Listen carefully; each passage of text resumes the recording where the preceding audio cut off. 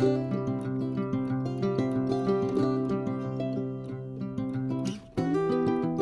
up, guys? Welcome back to Say Mojo Homestead. Hope you guys are having a great week. I am digging up our orchard. Not all of it, just part of it. But we got a pomegranate tree that needs to move because this is what it's giving us: rotten pomegranates. The reason that is happening is because it's getting way too much water where it's at. Now, I did not know this when we planted it. It was my mistake. This is why it's so important to evaluate an area before you just go plant something there.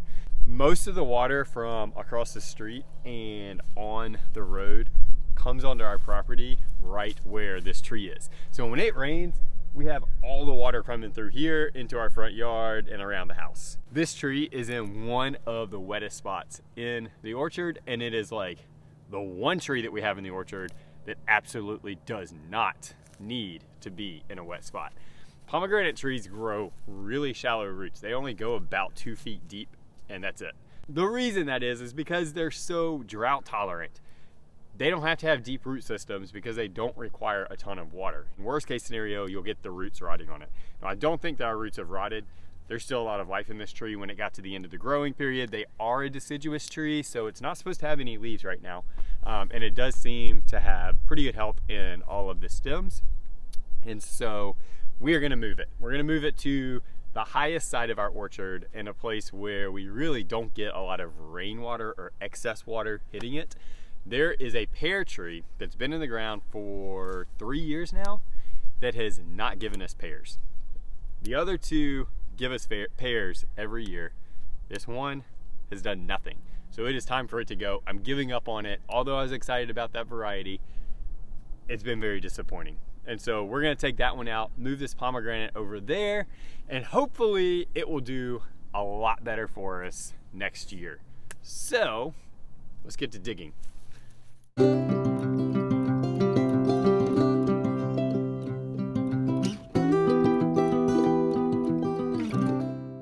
All right, so I just raked back the mulch, and I wanted to show you guys like really how shallow these roots are.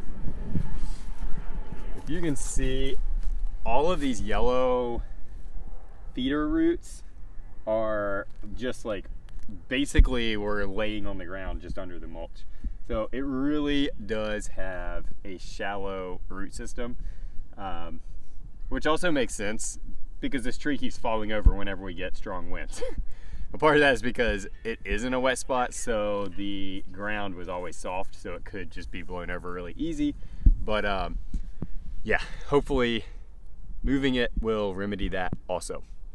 Now, in a second, I'm going to give you a couple of really fun facts about pomegranates and just the nutritional value. Most people know they're really high in antioxidants, and it is considered, if I remember correctly, a superfruit or a superfood. But there's a lot of things that people don't know about pomegranates that could actually add a lot of benefits to your diet.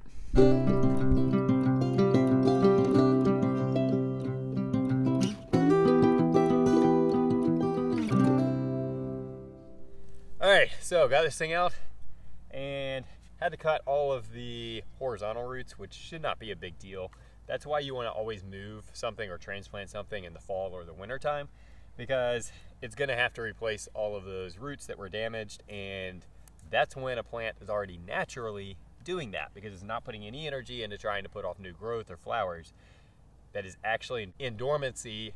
What it's doing is putting all of its energy into growing roots for next year's growth. So, fun fact. I'm going to get this thing moved over to the other corner of the orchard, and in the meantime, Cass is going to share with you really fun nutritional facts about pomegranates that I bet none of you knew all of. Okay, so most of us know that pomegranates are really high in antioxidants. They're actually higher than green tea, and that they're really good to add to your diet. You can add them to the seeds to a salad. We like to just snack on them. Pomegranates actually have a lot of other health benefits as well.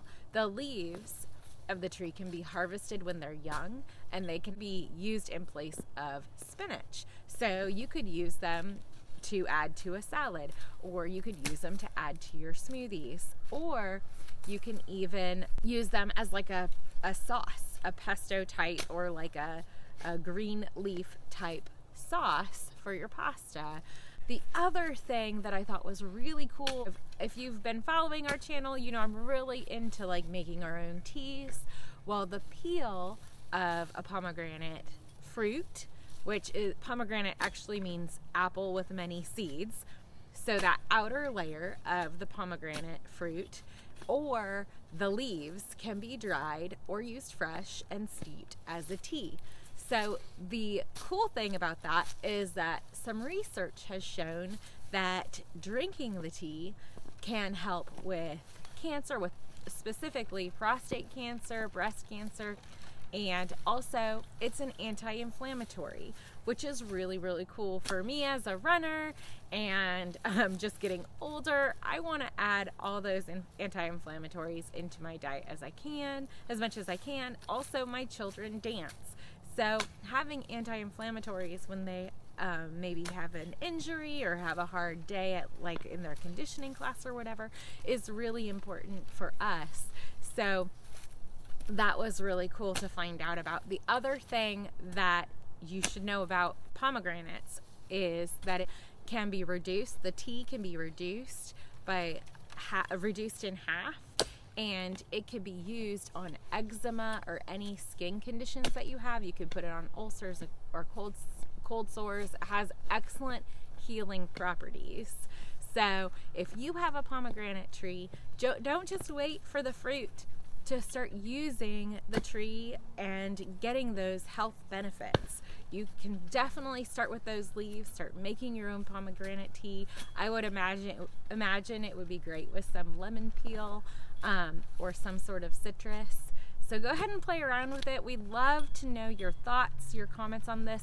Oh, the other thing that's really cool about the tea is that it helps kind of get you in that restful, relaxing mood to go to sleep, and it helps with any digestive disorders you might have.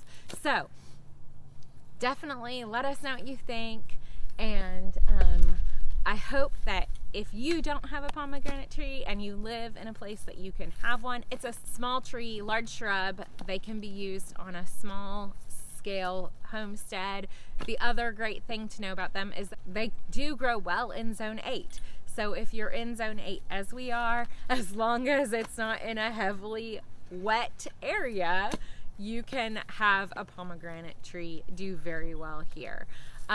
If you like these plant spotlights where we kind of focus on the health benefits and why we choose certain plants for our homestead, be sure you give us a thumbs up so we know that you'd like this type of content. We would love that feedback.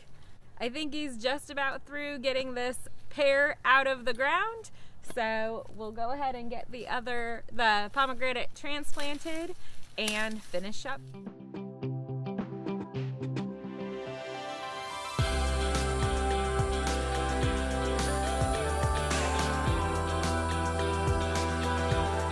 Alright, so that about wraps it up for this one. If you guys haven't tried a pomegranate and you like them, I would definitely say try it. They really are, if you have the right environment and the right place for it, they really are an easy plant to grow.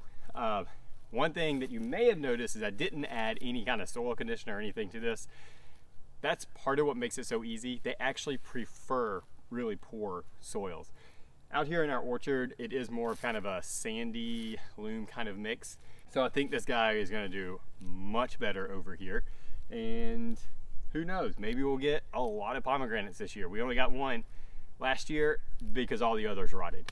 Now the pear tree is a healthy tree, even though it doesn't produce. So I'm probably gonna go try to find somewhere else on our property that I can plant that and let it do its thing. And that way, hey, if it decides to produce pears for us, then we can get them. But if not, it's not taking up space in valuable garden real estate. So thank you guys for watching. Hope you have a great week and be blessed.